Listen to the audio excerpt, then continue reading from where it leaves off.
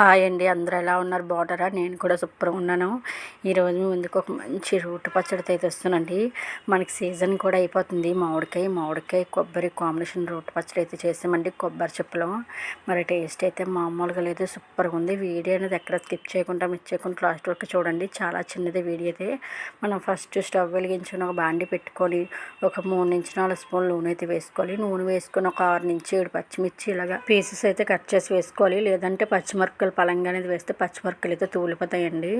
చాలా బాగుంటుంది. వేడివేడి అన్నంలో కొంచెం కొబ్బరి మామిడికాయ పచ్చడి వేసుకొని తింటే ఆహా, ఇడ్లీ దోశకు కూడా టేస్ట్ అయితే సూపర్ ఉంటుంది. మనం ఆయిల్ అనేది మిర్చి అనేది బాగా ఫ్రై చేసుకోవాలండి, మంచి కలర్ అనేది వచ్చే వరకు.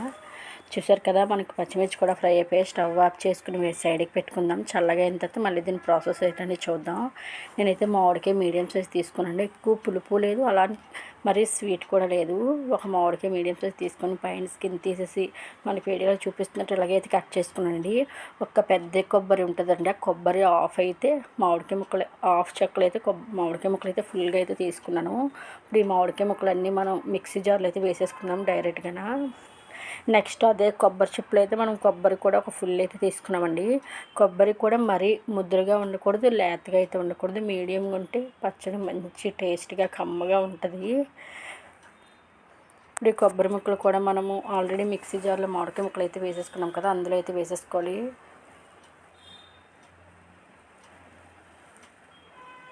చూసారు కదా, వేసేసుకొని ఇందులోనే ఒక 1/2 స్పూన్ జీలకర్ర, నెక్స్ట్ పొట్టు తీసిన వెల్లుల్లి రబ్బలు అయితే ఒక 4 వేసుకోండి. మరి ఎక్కువైతే వేయద్దు, అప్పుడు మనకు వెల్లుల్లి స్మెల్ అయితే వస్తుంది.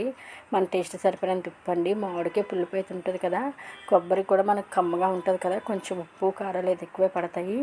నెక్స్ట్ మనం ఫ్రై చేసుకున్న పచ్చిమిర్చి కూడా చల్లగా అయిపోయి ఇప్పుడు మనం మిక్సీ జార్లో అయితే వేసేసుకున్నాం. ఆల్రెడీ కొబ్బరి మామిడికాయ ముక్కలు ఇవన్నీ వేసాం కదా, అందులో అయితే వేసేసుకొని చూసారు కదా వేసేసుకున్నాను.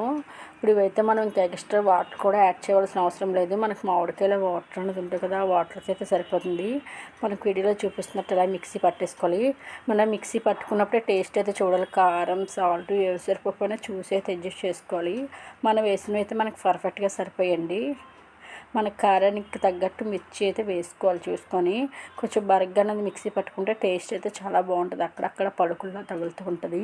ఇప్పుడు నేను ఈ పచ్చడి అంతా కొబ్బరి చిప్పలకి అయితే తీసేసుకున్నాను చూసారు కదా. ఇప్పుడు మనం దీనికి పోపు కూడా వేసుకుందాం. ఆల్రెడీ మనం మిర్చి ఫ్రై చేసాం కదా, అదే నూనెలో ఇంకొక 2-3 స్పూన్లు నూనె అయితే వేసుకున్నానండి. ఆవాలు, జీలకర్ర, మినపప్పు, శనగపప్పు ఇవన్నీ కలిపి ఒక పెద్ద స్పూన్ అయితే వేసుకోవాలి.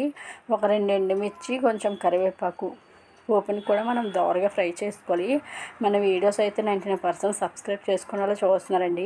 మన వీడియో చూసి ఒక లైక్ ఇచ్చి సబ్స్క్రైబ్ చేసుకోండి, ఎలా సపోర్ట్ చేస్తున్నాను. ఇక ముందుకైతే మంచి మంచి వీడియోస్ అయితే వచ్చేస్తాను. మీకు ఎటువంటి వీడియోస్ కావాలి బ్లాగ్ నాకు కామెంట్ సెక్షన్లో కామెంట్ చేయడానికి అయితే నేను తప్పకుండా ట్రై చేస్తాను. చూసారు కదా, మన పోపు కూడా ఫ్రై అయితే అయిపోయింది. స్టవ్ అయితే ఆఫ్ చేసుకున్నాం కదా, మనం ఈ పచ్చడిలో పైన అయితే వేసేసుకోవాలండి. వేసేసుకొని మనం తినే ముందైతే పచ్చడి బాగా మిక్సింగ్ చేసుకుంటే పప్పులు కూడా క్రిస్పీగా తగులుతూ ఉంటాయి, చాలా బాగుంటుంది టేస్ట్ అయితే. మీకు కూడా చూస్తుంటే వస్తుంది కదా, మీరు కూడా ఇంట్లోనే తప్పకుండా ట్రై చేయండి. ట్రై చేసి టేస్ట్ చేసి ఎలా వచ్చిందో నాకు కామెంట్ సెక్షన్లో అయితే చెప్పడం మర్చిపోద్దు. మామిడికాయలు కూడా మనకి లాస్ట్ అయిపోతున్నాయి.